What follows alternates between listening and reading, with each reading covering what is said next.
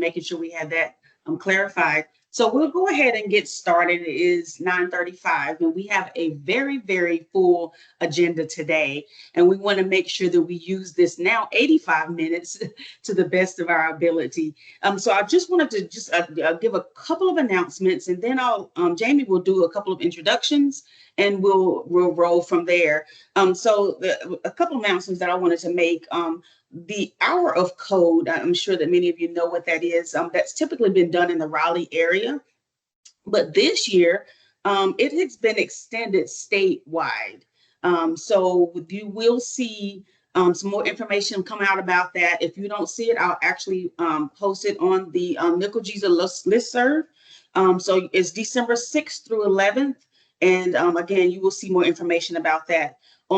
Coming up very soon on this coming Monday, there's a career expo at the Sheraton Imperial Hotel in Research Triangle Park from 10 a.m. until 3 p.m. If you are interested, I will actually post that link in the chat. And those are the two announcements that I wanted to make for today. Jamie, if you had anything else, please feel free to announce anything else. But I will turn it over to you for some introductions. No, but I just will suggest the Hour of Code. I love that program. It almost kind of feels like it kicks off the holiday season for me every year when we get together and do an Hour of Code with the young people. It's so much fun. So I just want to echo that. No additional updates or adjustment or additional content for me. You hit the updates that I would have shared for sure. We do have some updates to share about our local government assessment project that is underway that we have talked with you all about periodically as we've gotten together to meet. So Felina and I did want to share a brief update with you all about the local government assessment project that is underway. You could go to the next slide. One more for us. Thank you. So this has been a project that Felina has been driving for us for a number of months now. And I'll also recognize Kelly Gardner, who's helping us with this session. He's been key in this project effort as well. This is an effort that has been kicked off specifically for our local government customers. We call it the Local Government Assessment Project, and we're trying to assess what the local government agencies need from us so that we can be a better partner and service provider. We want to get to know the ecosystem of stakeholders. We want to try to communicate more effectively with our stakeholders at the local level. And we really want to develop a true roadmap that's going to help us continue to improve our relationships and our engagement methods and even the services that we offer to meet the needs of the local government stakeholders. So I wanted to give you a little bit of a recap on the project. And if you can go to the next slide, Felina, this was the big kind of call to action. So coming in September, Felina and Kelly and I have been working on, and a lot of other folks have been working on a business value assessment. And this is going to be a fairly brief survey. It shouldn't be any more than 25 to 30 questions if you choose to answer all of them. But what it's going to do is it's going to give us some feedback on how we're doing, how satisfied you all are on the value of our services, how effective or ineffective we are at communicating and training and providing consultation.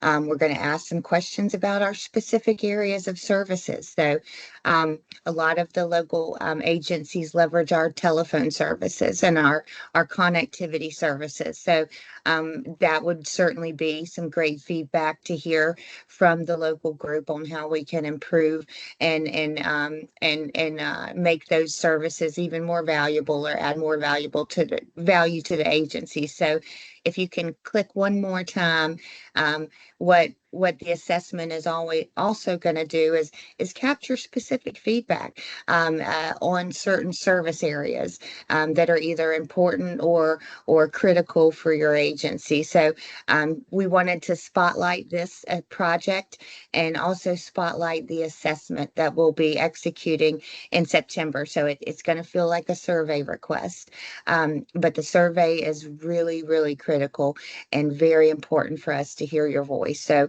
we wanted to put it on the radar and give you a little heads up that it's coming, and also stress that we're really, really trying to use this input to improve our relationship and develop a roadmap and strategy for partnering with the local government group. So we just wanted to put it on your radar and encourage you to click on the link and also share it around to other stakeholders in the agency that might have some good feedback for us to hear. And then in our next quarterly town hall, we're hoping to bring back some of the results so you can hear the collective voice that we captured. So that'll be very exciting next time we gather, as I do hope we're going to be able to have some of the results that we've captured from the assessment to share back with you. So that was my spotlight, and I'll leave the rest of the time to the other great presenters. Jamie, can we go back just for a second? I wanted to do some introductions. Tori is on the call. We want to Absolutely. introduce Tori. That is Tori a Jessup. great. Is Tori We still are, on? Yes, yes, he is. and I'm so glad we have not had a chance to introduce Tori since we've been gathering as he's moved into our chief deputy role. So please, Tori, introduce yourself. I'm glad you're able to join today. Hey, good afternoon, everybody, or good morning. It's afternoon somewhere, I guess, but good morning. And I'm Tori Jessup. I'm the Chief Deputy State CIO. I think I was on the initial calls when we first started these town halls with local government.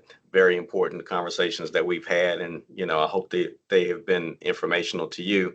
But at that time, I was Chief Operating Officer. I guess back in April, May timeframe, I transitioned to the Chief Deputy State CIO role from Chief Operating Officer, and now Jonathan Shaw, who is also General Counsel, is in that role. So he's taken over those administrative functions such as procurement and HR and facilities and so forth. And I've moved into the chief deputy role that was formerly occupied by, led by Susan Kellogg.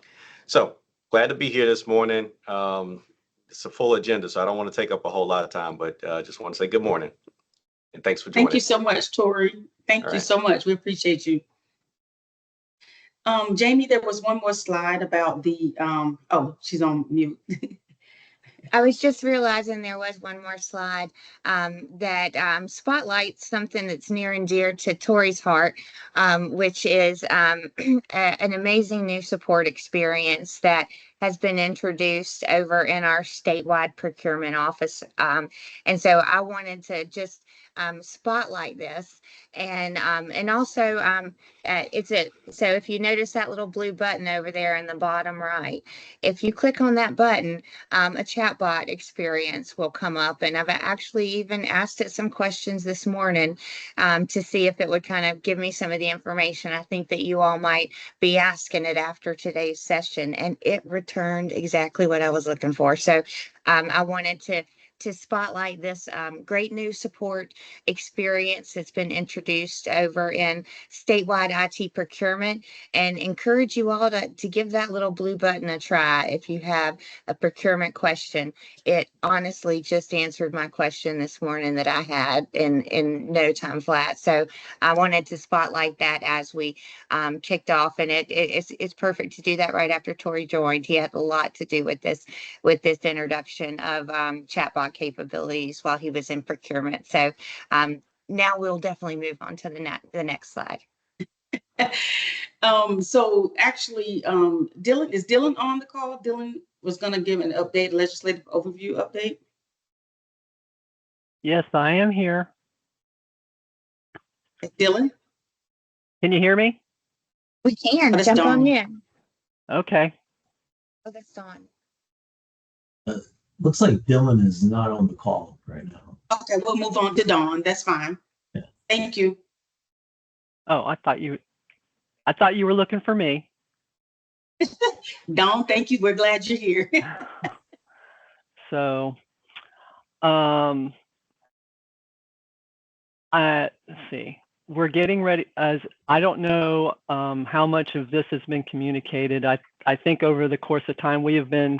I know that it's been part of the pop-up that we have in our billing system to talk about how we're going to transition our voice services billing from a calculated rate to basically reading what the vendor, basically processing what the vendor sends us with an approved uplift directly to the customer.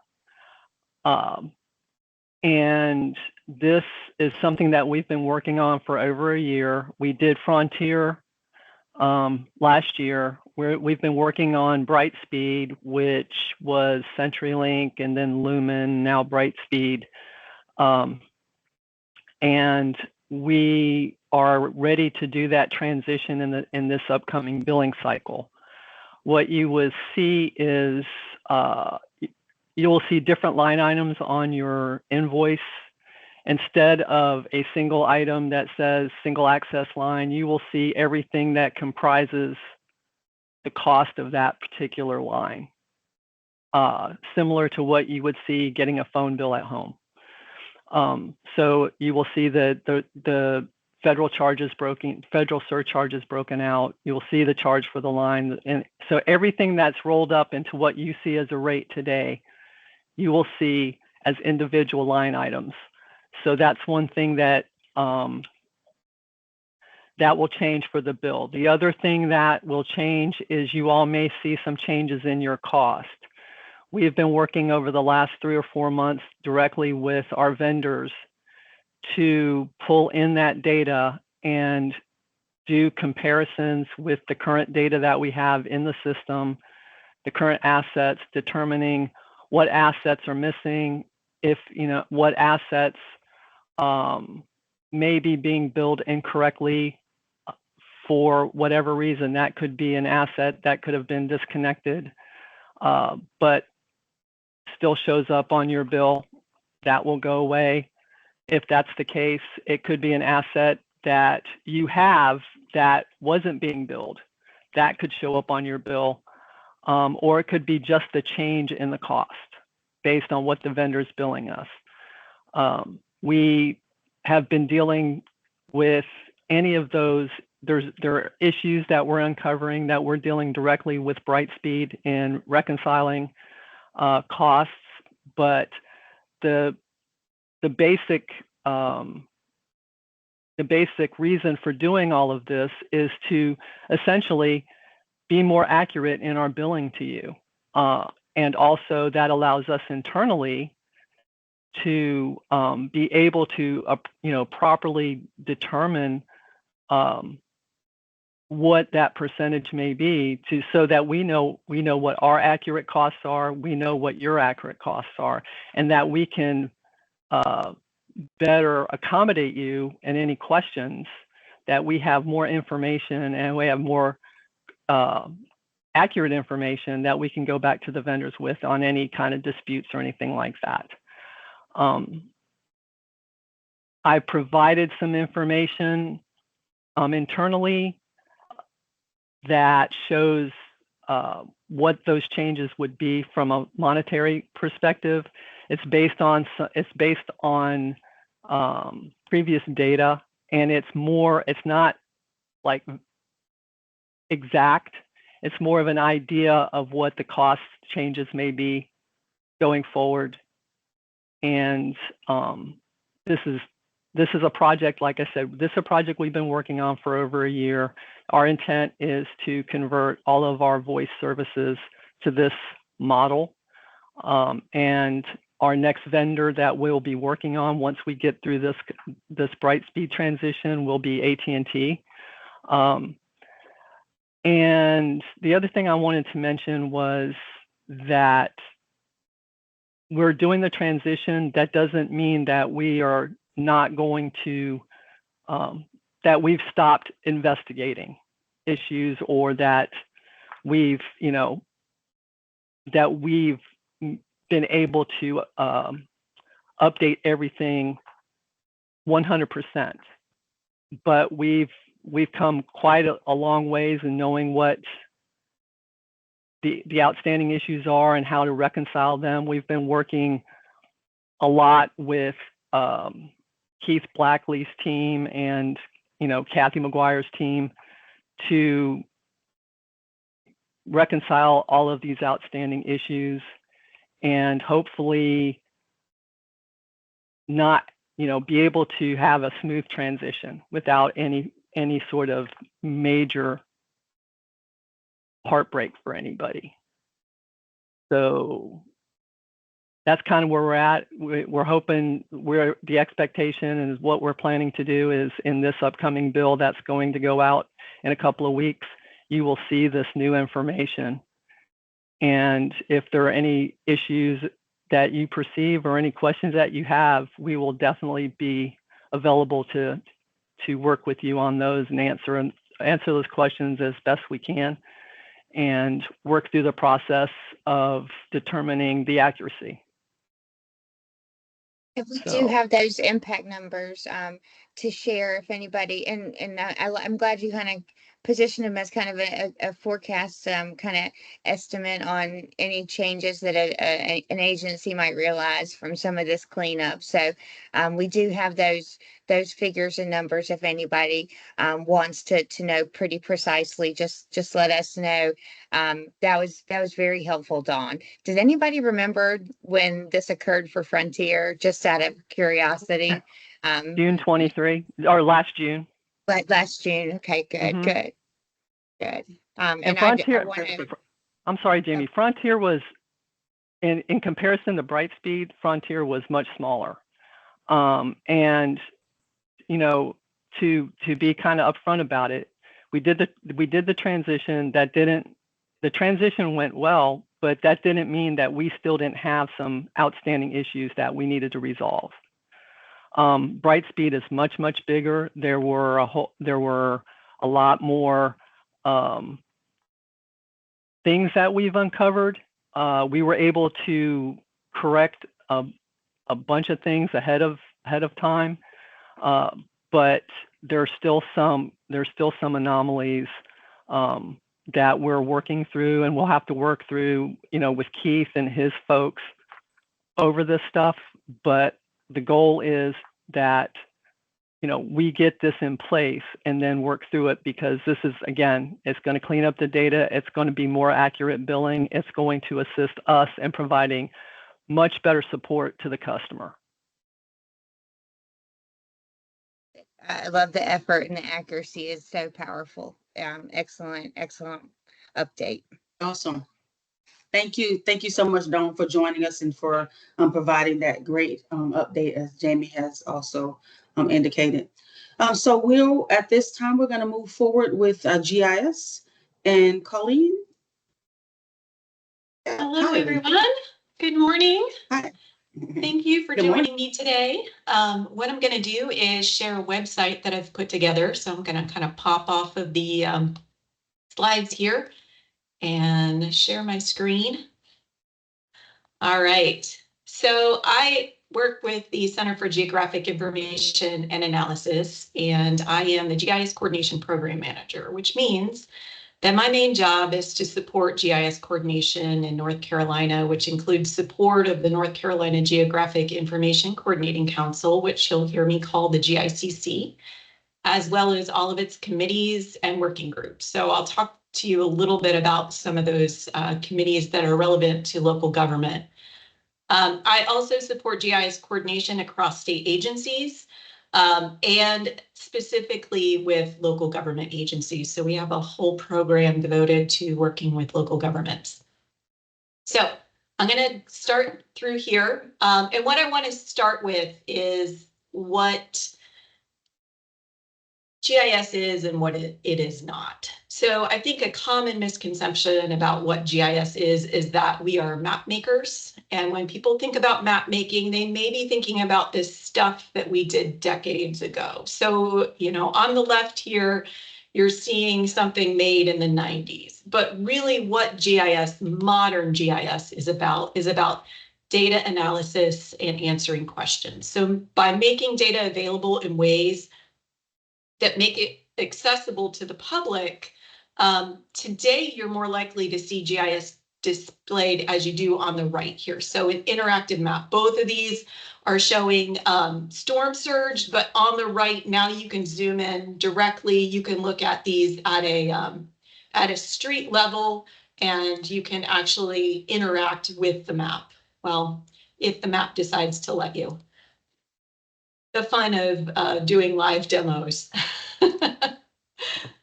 So this is what GIS is today. It is so much more than just the maps on paper. And what I'm going to do is start with a little bit about what goes into GIS. So let's zoom down here. And it is a system. So it's not just software or maps.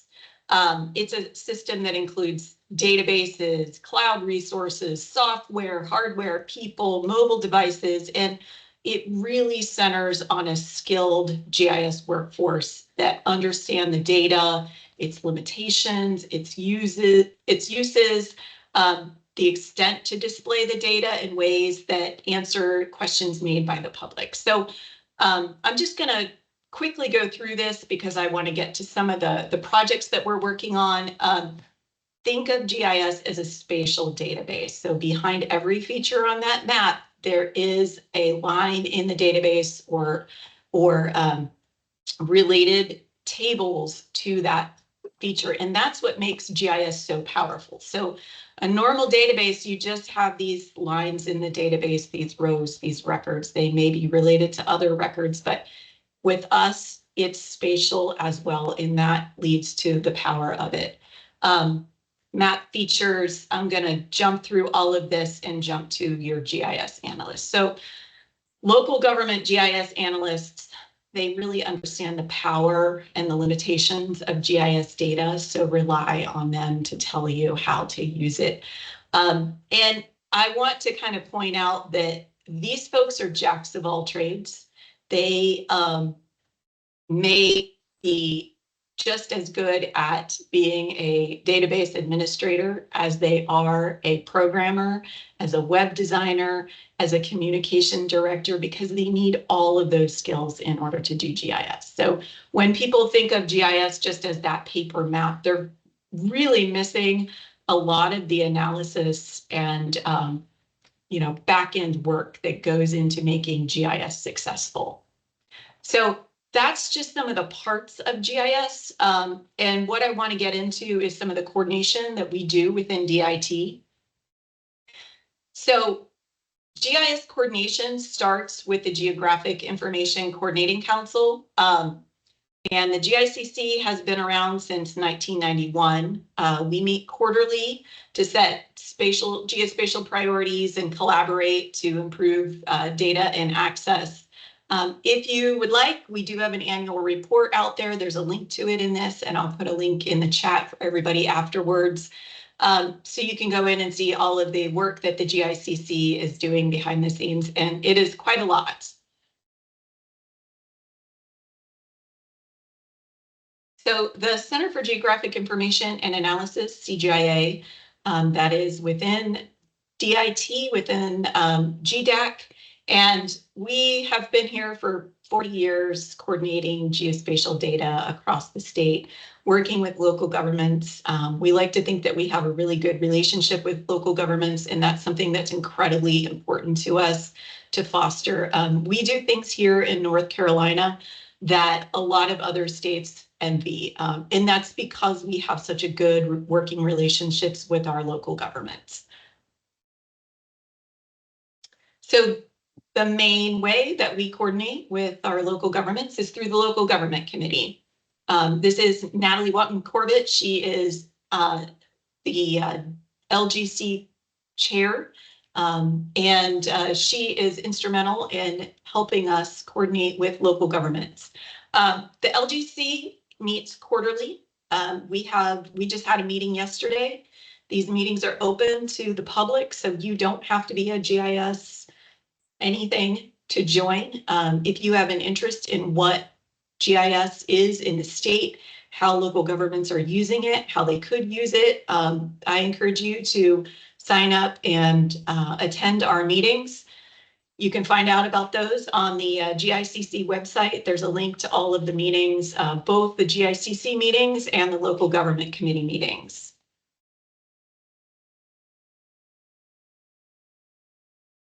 NC1 Map is our primary resource for sharing data out to the community. So we have a dedication to open data in the state. This is another way that we are excelling in North Carolina. And a lot of that open data comes from local governments and gets compiled and then served out to the state. And I'll talk about some of those coming up here. So NC1 Map is a curated list of data sources. We have a specific group under the GICC called the Statewide Mapping Advisory Committee that reviews the data on here and suggests new data, data that needs to be updated. So this is something that is actively curated, and if you go on here, you can be assured that the data is well documented, it's up to date, and it's maintained. And like I mentioned, we are a leader in the country in GIS. So every 2 years, the National States Geographic Information Council, which we call NSGIC, performs something called a Geospatial Maturity Assessment. And what that is a way for states to kind of assess their progress in a slate of framework data sets. And it allows the states, they end up with a grade for each of those data sets, and it allows them to kind of compare how they've progressed over time and how they compare to other states around them. So we're pretty proud to state that North Carolina was the only state in the country to get an A grade on this. In all fairness, Washington, D.C. got an A grade, but they're not a state. So we get to say we're the only state. And we had pretty much a slate of all A's except for one, which is a layer that we don't actually use here in this state. We have a really great orthophotography program for leaf-off imagery that we've had for quite some time that fills the needs of our users in this state. So ortho leaf-off on is something that is mainly used in the Western states. So again, I think one thing that I want to impress upon everybody is that we couldn't do this without the support of our local governments and without amazing GIS professionals at the local government level. It takes working all together, both at the state and local level, to be able to achieve something like this. All right, so every 2 years, we have the NCGIS conference. It is going to be held next March in 2025 in Winston-Salem. So if you are a GIS professional or have an interest in GIS, it is a great way to learn how people are using GIS across the state and network with other GIS professionals. And this is sponsored by the GICC. All right, so in action, let's talk about some of these local data sets in action. GIS is a great way to connect people, and we have had great success within DIT in building up our broadband program through the use of geospatial technology. So GIS data, including building footprints, addresses, and parcel boundaries. Addresses and parcel boundaries are all coming from local governments. Are being used to ensure that every location in North Carolina is eligible for broadband funding when it needs it. So North Carolina identified more missing locations than any other state, and that resulted in over over 500 million in additional funding to the state. And I don't think that can be said enough times. Over $500 million federal dollars have been brought to our state because we have a great coordination program between our local governments and our state government. And we are able to leverage that data to bring money back to the communities that need it. So I think this is just a great example of the power of GIS. And it's not something that you think of behind the scenes in those old paper map styles. This is modern excellence at its best. So GIS is saving lives. It powers Next Generation 911, which is a significant improvement in providing reliable emergency services to the right location. So old 911, they were looking at landlines. This is a way to get your cell phone location, and the GIS data behind this are the road center lines, the addresses, the PSAP boundaries that allow the 911 system to send folks, the emergency responders, to the right place quickly. And it relies on having data that's updated frequently. So we actually have a dashboard, and we work closely with the PSAPs to make sure that they're updating their data within, preferably monthly. And you can see that we're doing a great job at this. We're 80 to 90% of these PSAPs are updating monthly.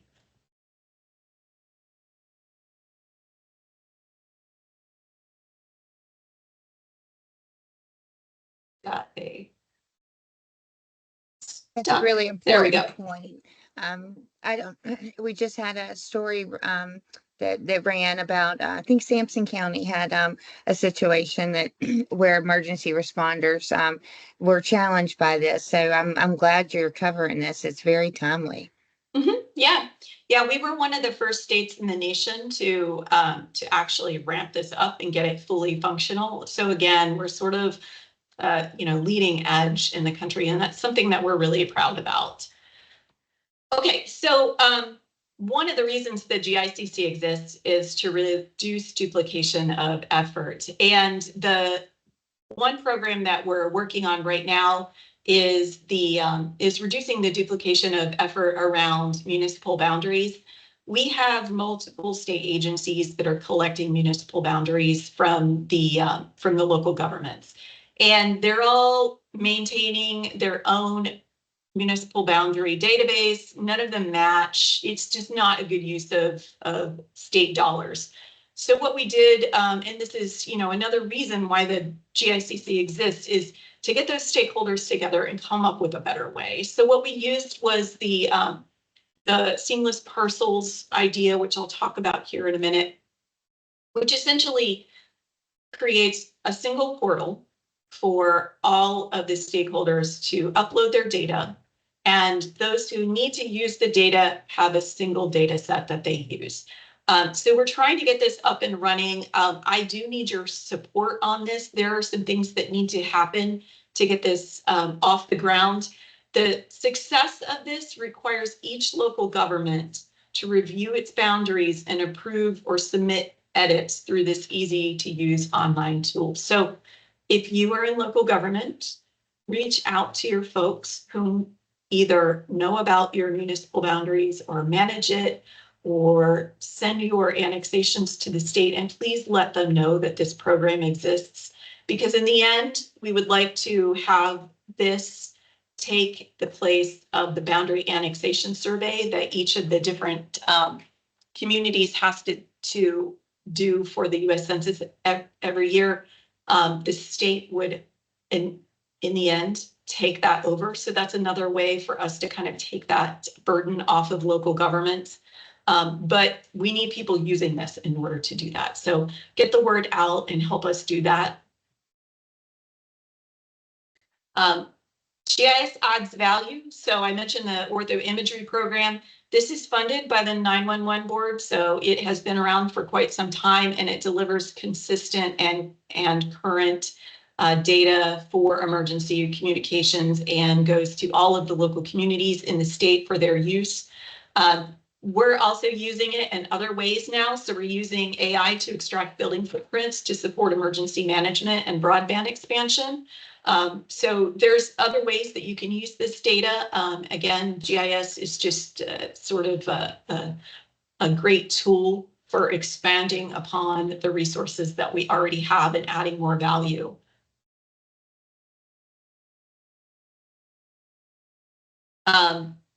We support businesses, so you may not think of elevation data and business, but businesses use this quite a bit. So it is actually critical for economic development, and it is used by surveying, engineering, construction, and agriculture. So USGS LIDAR study, LIDAR is the way that we collect our elevation data, estimated a gain of $61 million in annual benefits to state, regional, local, educational, and non-governmental participating organizations. So what we're doing right now is we're working with our stakeholders, state, federal, and local, to develop a business plan to regularly update this data. We do have existing elevation data available through NC1MAP and through emergency management. But what we'd like to do is get this program to the mature state that our orthoimagery program is at, where we can actually fly this data on a regular basis. Right now, it's sort of funded whenever we can get money for it and scrape it together. And that, for something that's this important, we want to make sure that we're actually doing this on a regular basis. So just to right. confirm, we haven't found Blackbeard's treasure yet, have we? We have not, but it is amazing, the things, the different industries that are using it. It is definitely being used across many industries, perhaps those who are finding things underground as well. I have to believe so, yeah.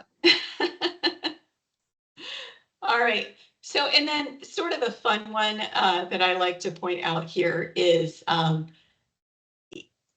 GIS data is being used in ways that you don't even realize. You're using it every day, and you probably don't even know it. So the address NC and NCDOT's road incident layers are actually contributing to national data sets that are being used in commercial services like Waze, Google Maps, Apple Maps. So if you're trying to get somewhere and you're typing in an address, there's a good chance you're actually using local data. I have a few minutes. I'm down in Bellhaven for a 10:30 meeting, so I thought I'd better call you now. And then finally, I mentioned our parcels program. This has been around for quite some time. It's a model around the country. We're actually presenting on it to a national group next week. So we're constantly asked how we do it, how we coordinate with our local governments. But there's other benefits to having this. And one of them is that it protects our data. So the parcel data is updated quarterly by the counties, and that means that we have a second copy of their data. So we've had counties that have experienced cyber attacks, and their system has gone down in some way, and they actually have been able to recover critical property information because they've uploaded it to our Seamless Parcels project. And this is actually the most heavily used layer on NC1MAP. We had over 7 million requests in May of 2024. All right, so a couple of current topics. I already mentioned one, so I'm just going to go over this last one. There is a new law that was put in place in July that requires all government GIS tools to have a data disclaimer. So I wanted you all to know about this. It's something that the GICC and the LGC are talking about. There are some questions about how this tool will be implemented and how the local governments should implement it. Those are being discussed by the GICC and the LGC. So if you have any questions like that, please feel free to reach out to me. We do have a short survey that we would love for you to take if you work in GIS about how this new law will impact local governments monetarily, and whether you will be able to comply with it by the date of the end of this year. So what this requires is that any tool have a data disclaimer that pops up that folks can click on and accept. It's a fairly, it's a short little thing, but it's something that it is a technical issue that local governments will need to address. And then I already mentioned municipal boundaries. We really need support with this and participation from the local governments. And finally, I'm just going to put a shout out to some local government resources. You can find out about our GIC, our LGC and GICC meetings on the GICC website. If you would like to join and learn when the LGC meetings are, I encourage you to sign up for this NCGIS listserv. And then finally, there's information about the NCGIS conference here. And there was a mention of Nickel-Giza earlier. On our executive committee for the LGC, we actually have a vacancy right now for a Nickel-Giza member. The way that our bylaws are written, the executive committee members are put in place by specific organizations within the state. So if you're a Nickel-Giza member and you're a GIS person, please reach out to them about filling that vacancy if you would like to join. And I will stop there because I think I'm at my time or over. Colleen, thank you so much. That was great information. And we really appreciate all that you shared with us. And if we have any questions, we'll have people reach out to you, or they can reach out to me and I can send it to you. And we appreciate you. Thank you. And feel free to pop your survey link in the chat. You might get a couple of respondents. Sure, I will do that. Thank you. All right. So next up, we have Mick DeGrazia. I hope I said his name right. I mix it up every time, probably. Hi, Felina. Good morning. Hi, good morning. I gotta tell you, going after that GIS stuff is a real challenge. That's a tough act to follow.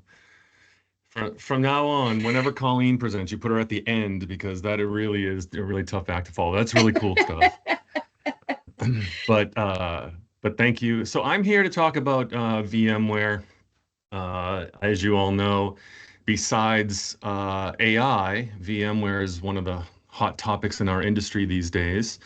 And so I'm going to tell you a little bit about what we've been up to at DIT since we learned about the acquisition from Broadcom.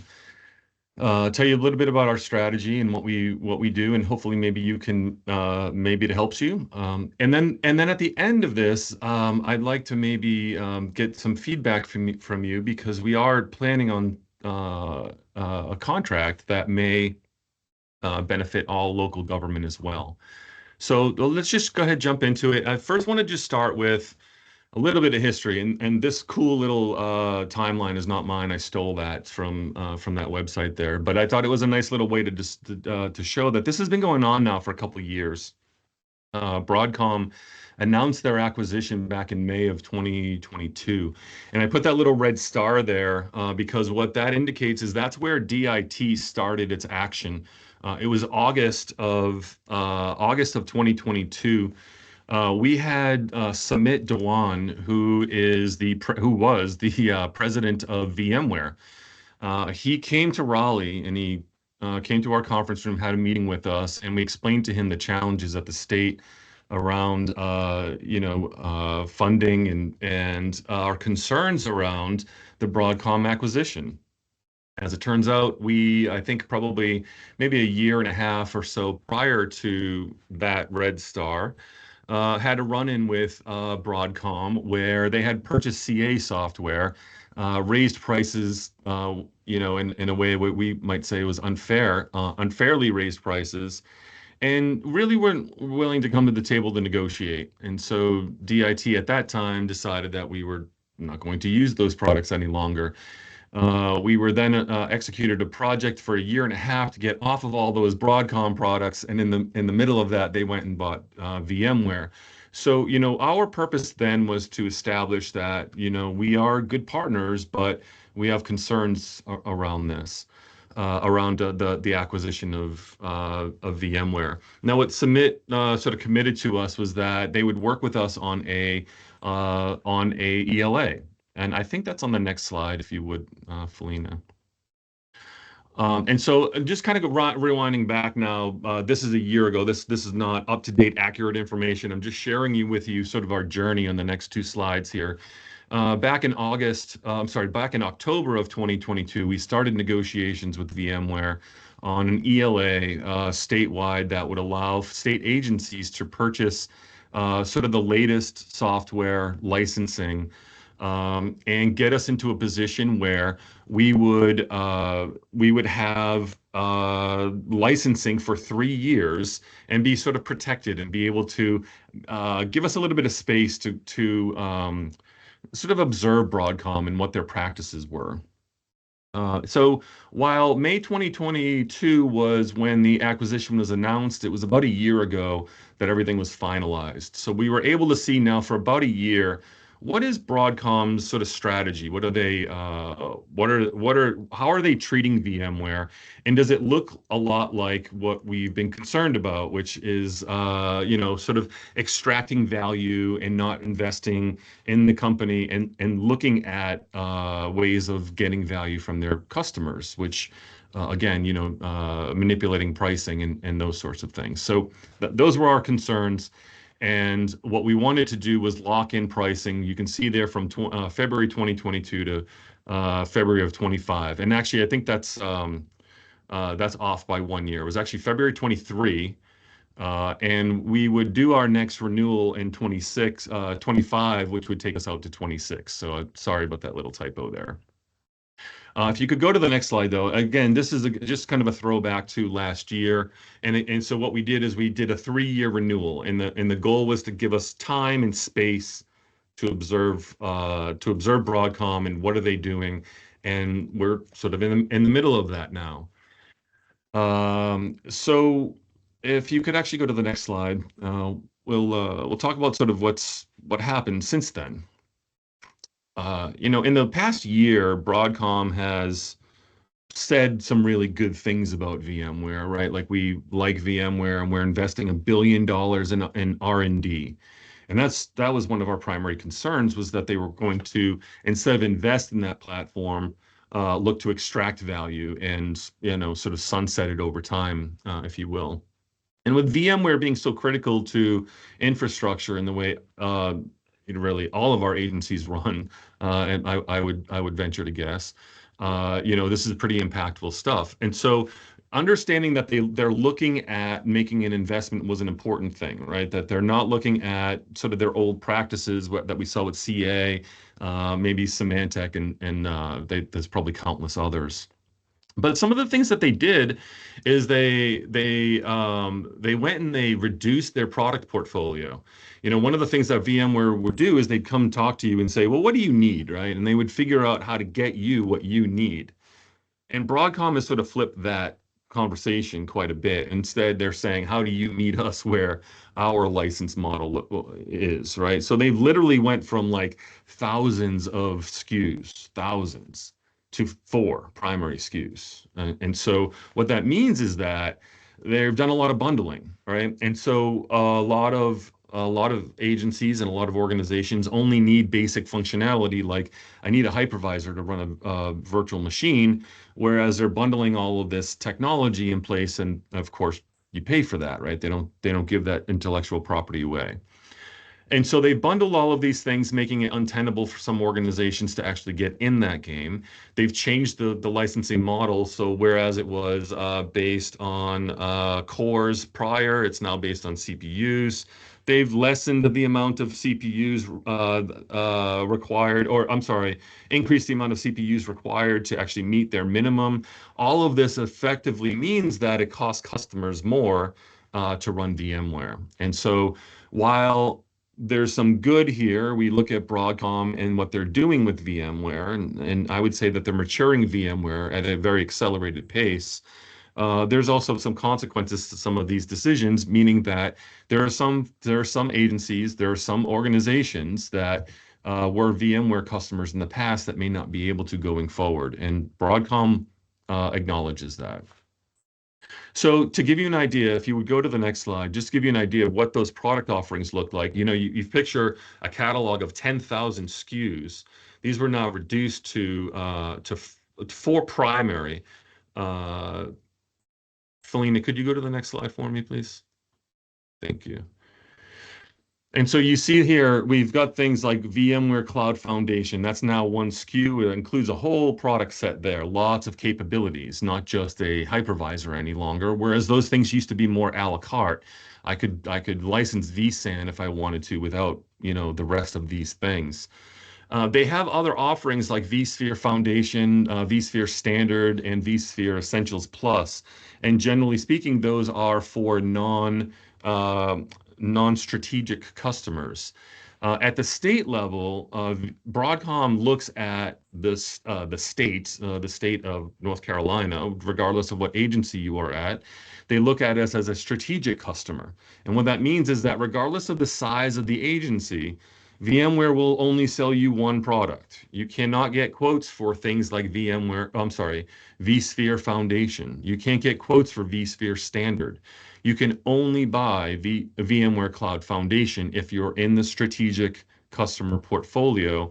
And at the state level, that's true of all state agencies. I can't be sure what that means at the local level, but I do know that that's true. And so what we're seeing is that there are smaller agencies, and I've talked to at least 2 of them, that are one of 2 things is happening. They were renewing perpetual licensing year over year. It was costing, maybe $8,000 or something, and now it's $35,000, and they're just not budgeted for that.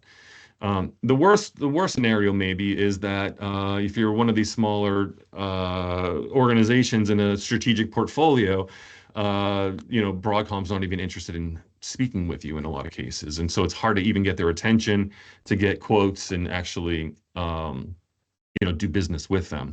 So you can see here, this is now the Broadcom VMware portfolio. For the most part, what we're focused on is what's on the left there, the VMware Cloud Foundation. It's the only thing that we really want to speak about, because what's on the right there doesn't apply to us.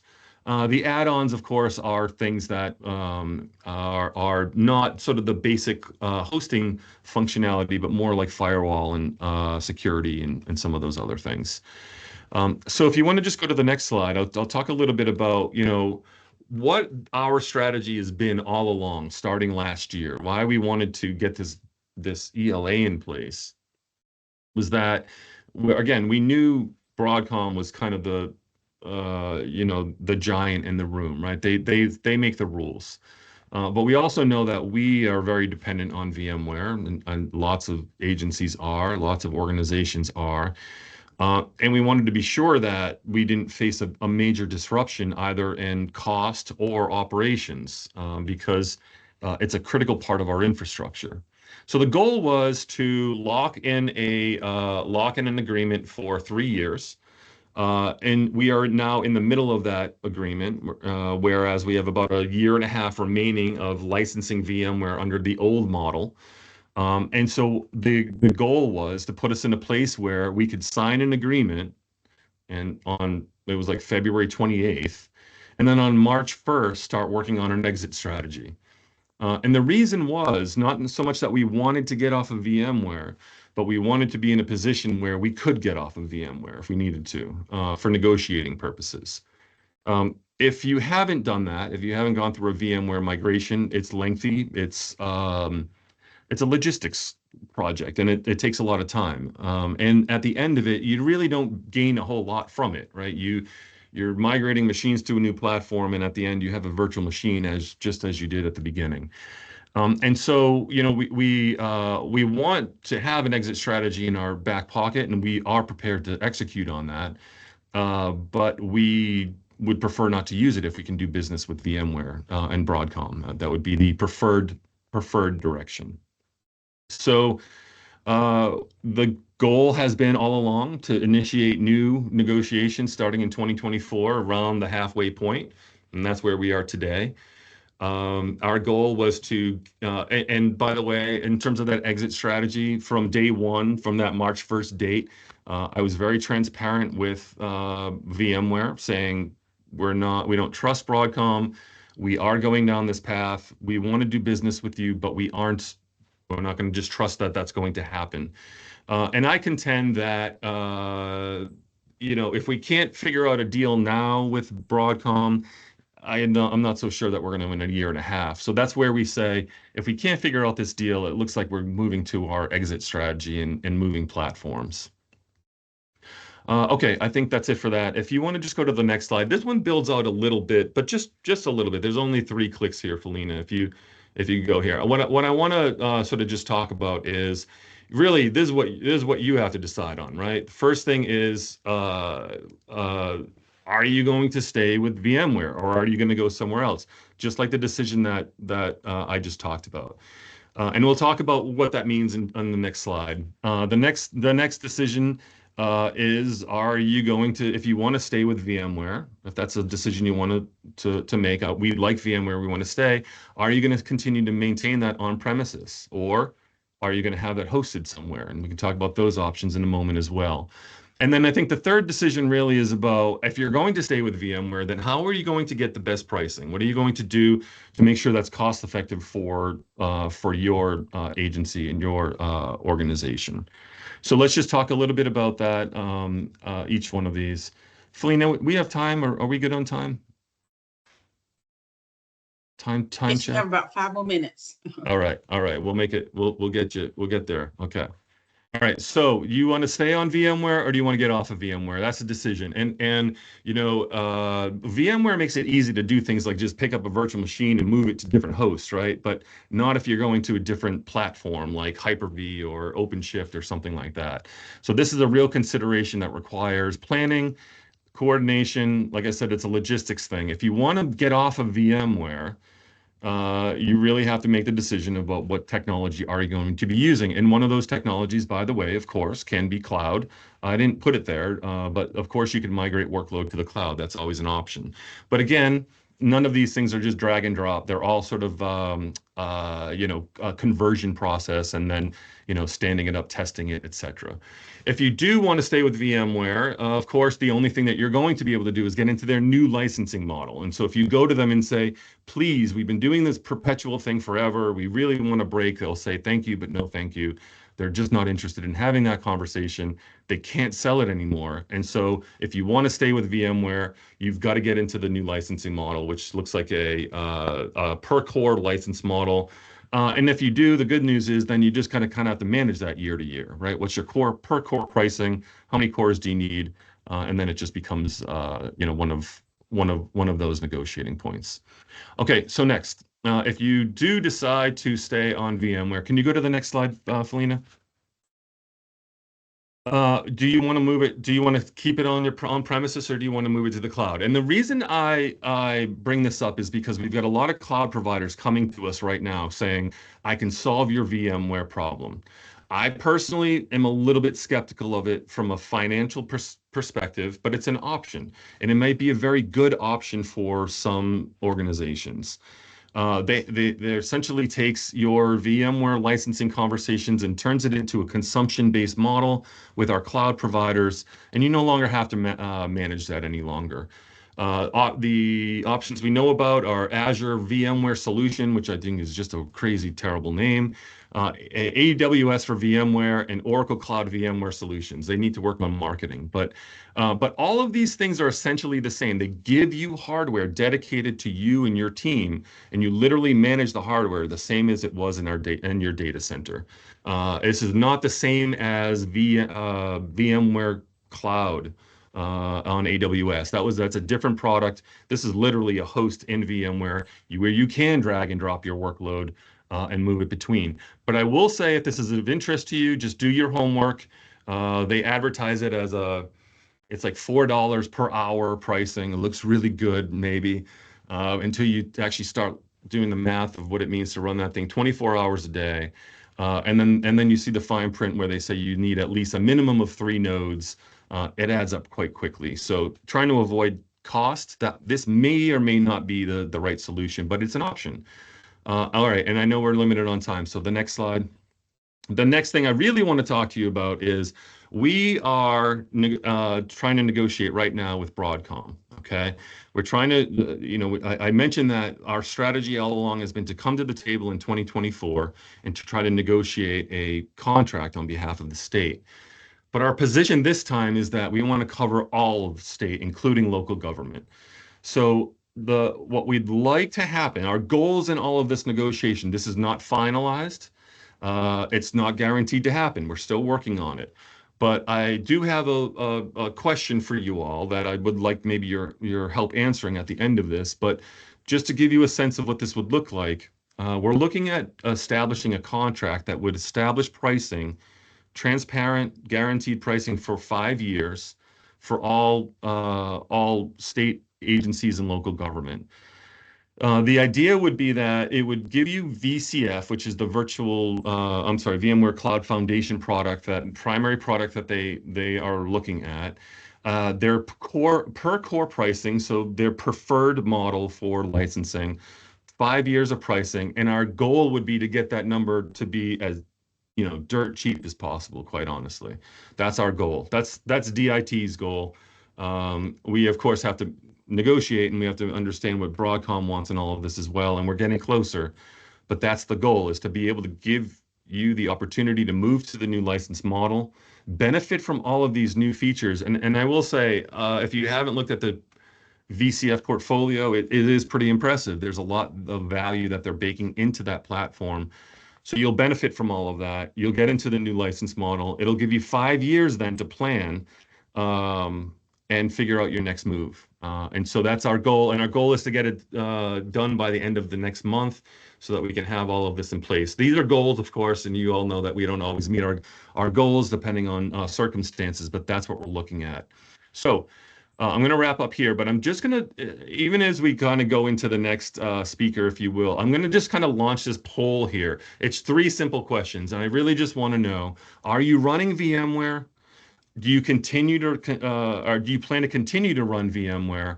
And if so, would this type of license model help you? Would you be interested in joining DIT in this type of license model? Of course, if the pricing were, let's say, really very aggressive. So I'll put that poll up there, and it is, by the way, recording names. And the reason why is because I would like to contact you and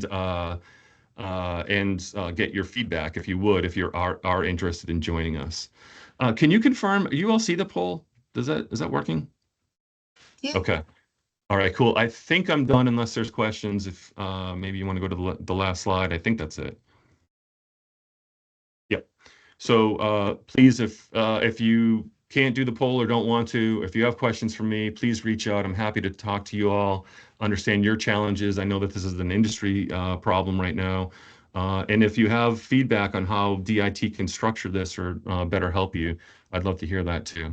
So thanks for the opportunity. This is my first time speaking to you all. It's been a real pleasure. Thanks for having me. Thank you for joining. Mick. Awesome. Go ahead, Jamie. No, I was just going to say thank you. And if you don't have the information about your VMware needs today during the session, don't hesitate to let us know that you found out it is something you're interested in later. Mick is obviously looking for anyone who's interested in. Felina and I'll be having our ears open as well. So happy to get you engaged if that's something you find out that your agency's interested in. Absolutely. Thank you all. Awesome. Thank you. You can continue to answer the poll. Looks like 10 people have responded so far. As Mick stated, you can continue to view the poll and respond accordingly. Thank you so much. And next up, we have Frank, who's an IT architect, going to speak to us about network and telephony engineering. Frank? Thank you, Felina. Good morning, all. Proud to be here. Happy to be talking about an important subject, things that underpin a lot of what you are doing from your telephony side, and just looking forward to answering any questions you may have either during the presentation, at the end, or even after. And I'd also like to introduce and welcome Mark Cook, who is our Director of Network and Telephony Engineering. Mark is here with me, and Mark will help answer any questions or can provide some information that may be necessary. So thanks, Mark, for the assist. So next slide. I would like to point out again, as Mick did so graciously, it is hard to follow the GIS presentations. They're so exciting. I did enjoy that one as well. But from a perspective of impact to local government, probably one of the biggest things that have a potential impact is the legacy nature of telecom services that are provided to you. And the federal government in August of 2022 made an announcement that US telecom companies would no longer need to provide copper landline services. These copper landline services really underpin and provide the legacy phone service that we all know as traditional POTS, Centrex, Tip and Ring, PRI. And the important thing is this phone service has been pretty much set and forget for years. And now as a result of this initial driver, we now need to look at how to replace those services with next gen technologies like fiber and mobile networks. So as part of that process, telecom companies around the entire country will be taking a look at their copper landline services and make a determination of how to get out of that service delivery model. And most of those, including the telecom companies that service North Carolina, will do that through what's called wire center turn down projects. And what that means is that they will go in and the equipment that provides that legacy infrastructure and service will be removed and either will be replaced or the existing next gen technology like fiber and mobile network terminating equipment will stay. What's important as we understand the process of this turn down project, your agencies may be coming to us or any telecom provider looking for legacy services like they've always used all along. And what's important to note that as this project progresses, you may not be able to order those legacy services and you actually may be directed towards these next gen solutions. So from a customer standpoint, we want to ensure that you understand that this is for all telecom providers, not one specific provider. For instance, like AT&T, who we'll talk about today, it also affects Brightspeed, the other Windstream, and the other telecom providers. But what's important to note as the existing TDM services contract with AT&T expires the end of December of 2025, and that's a date you need to keep in your mind as we drive towards that. The good news is we do have replacement services that are available, these next gen services, on an existing statewide contract. It's known as 725T. It's the SIP trunking services contract. So next slide, please, Felina. So when we take a look at the telecom providers, we decided to focus on AT&T, happens to be a major provider of our telecom services here in North Carolina. And what they're doing as a result of that FCC notification is they're doing these wire center turndowns. One of them will occur in December of 2024. This is the Swannanoa Black Mountain Wire Center. And in fact, we've already started to work with local government entities there. Buncombe County is one, Black Mountain City is another one that we're working with on these affected services. After 2024, AT&T is looking at decommissioning 32 additional wire centers throughout the calendar year of 2025, and then the remaining 110 wire centers across the state, AT&T is looking to decommission throughout 2026 and potentially into 2027. What's important to note, again, this only impacts those legacy technologies and it doesn't remove the next gen capabilities that exist at those wiring centers. Okay, next slide, please. So what is DIT doing? Well, and a great example of what we're doing in partnership with AT&T is we're currently reviewing the service data extracts to determine, first of all, who is impacted from both a local government as well as a state agency perspective. As I mentioned, we're already working with these customers that are affected by this Swannanoa Wire Center turndown project. And what's most important and potentially most impactful for all of you is that we're kicking off a TDM Sunset program. And through this program, we will actually engage in a strategic professional partnership with AT&T. And the goal of this program is to ensure that we work collaboratively with AT&T to identify the affected customers and to come up with a plan for these customers to transition to next-gen technologies throughout the end of December 2025. Next slide, please. So when we talk about project scope, just to give you an idea, it's 14 services, TDM legacy services that are impacted, and it's actually over 18,000 units, or quantities of services. And when we really take a look at it, the biggest is Centrex and POTS. And if you go to the next slide, you can see how taking a look at the overall scope across the entire state and mapping it to local government, you'll see that that trend remains the same. Over 87% and 12%, so really almost 99% of the in-scope quantities for local government are Centrex and POTS, and the remaining services, things like PRIs, legacy telecom, toll-free, those make up around 1 or less than 1%. And the key here is approximately 1,100 sites. So it is a significant project and effort, and we're working together with AT&T, with Jamie and the BRMs from an agency perspective, Carol and the CSAs from a local government perspective.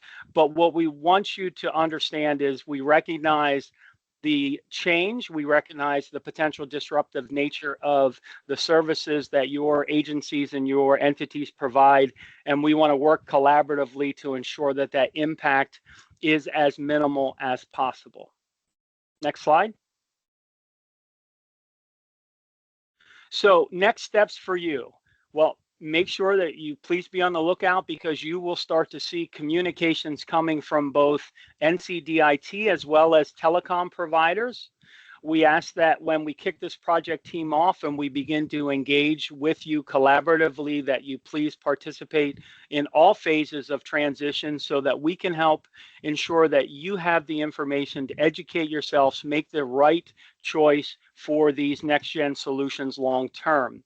And what kind of goes along, sort of dovetails in there hand in hand, is this is a great opportunity for you to start taking a look at your existing telecom services and determine continued need. The good news out of this disruptive change can sometimes be a cost savings as you realize that you have either been paying for services, or as a result of becoming more efficient or more online, you no longer need. It gives you the opportunity to reduce your overall telecom spend.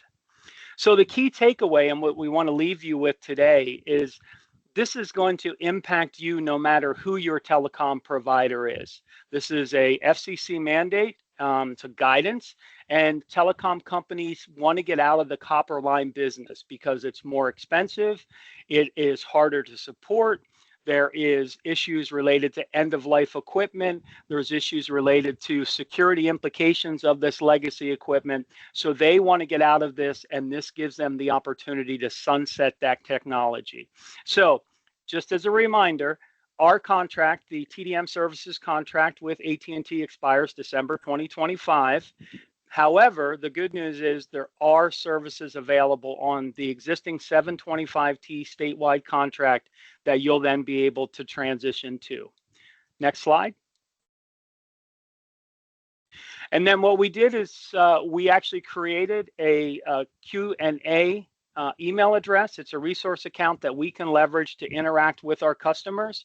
If you have any questions, you can email to tdm_QA@nc.gov, and someone will get back to you and answer your questions.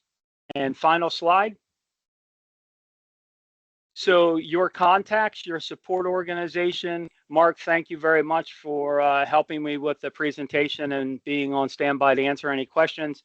I can certainly be available for any questions that you may have. And lastly, if you would like to be more actively involved from the project perspective that we're kicking off, the last contact there, Anne, is our project manager for our TDM Sunset project, and she'd be more than happy to assist you.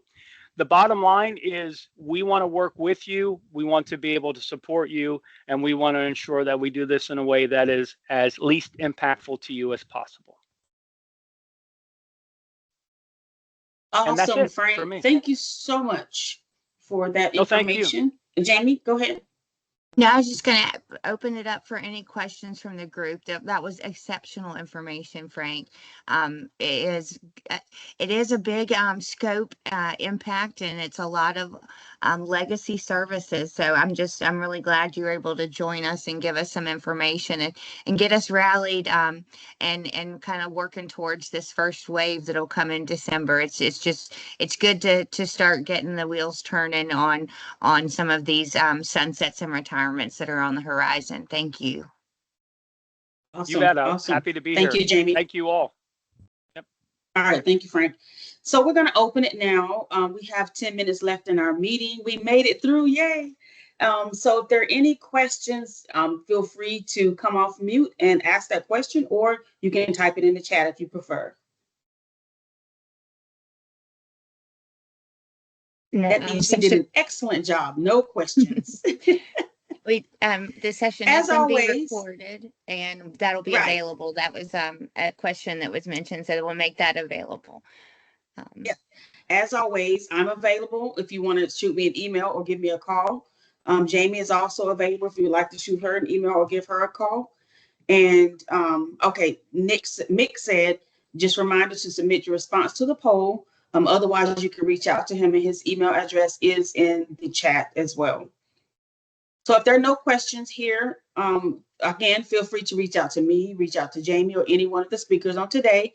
And we look forward to seeing you at the next local government town hall, which is December 5th, 2024. Thank you all so much for joining, and we will talk to you next time.